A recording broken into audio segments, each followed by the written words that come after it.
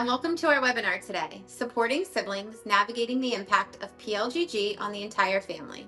I'm Jennifer Kelly, a certified child life specialist and family support manager at the Pediatric Brain Tumor Foundation.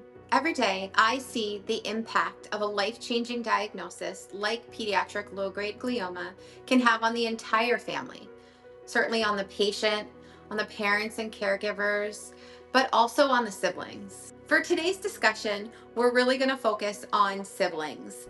Whether it's perceived or actual, often siblings can get overlooked in this process. Our hope is that parents and caregivers are going to take away from this discussion how to notice the impact on their well siblings, and then how to start having some of those conversations and exploring what options are available to help get that support that's so necessary.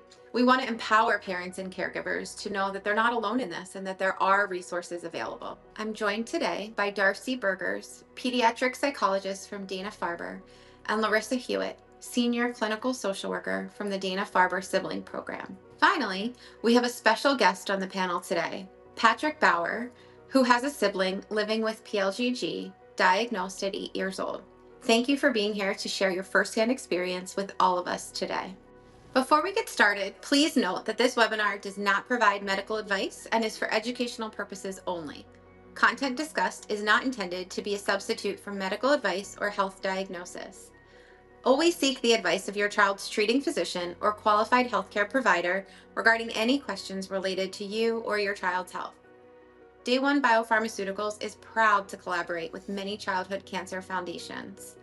The perspectives that we will share today represent our own opinions and experiences and not those of Day One. So let's get right into it. Our discussion questions are going to start with Larissa. So Larissa, what is the primary mission of the Dana-Farber Sibling Program? So the Dana-Farber Sibling Program has been around for 20 plus years at this point, and the primary focus for the program is to be able to connect siblings to one another, but also to educate the others that are around them, parents, school professionals.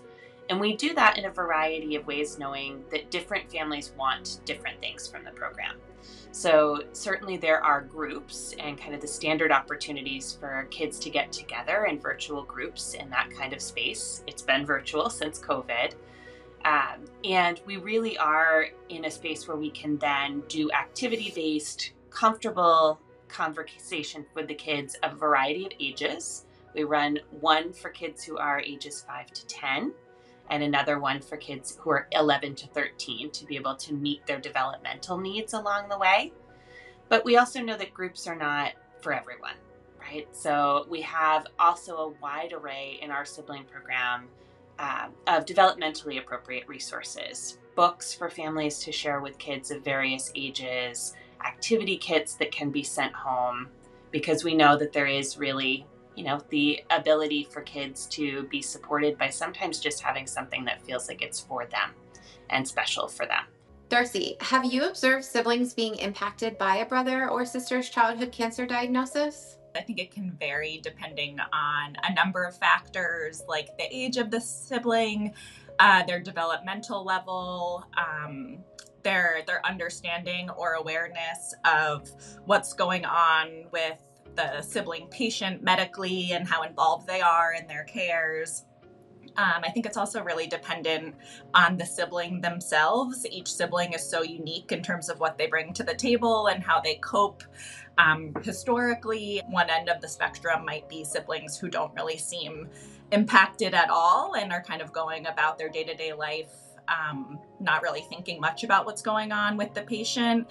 And then we've seen things on the other end of the spectrum, siblings who are presenting with pretty significant behavioral problems at home or in school or other settings, lots of anxiety or separation anxiety, feeling nervous separating from parents, lots of jealousy.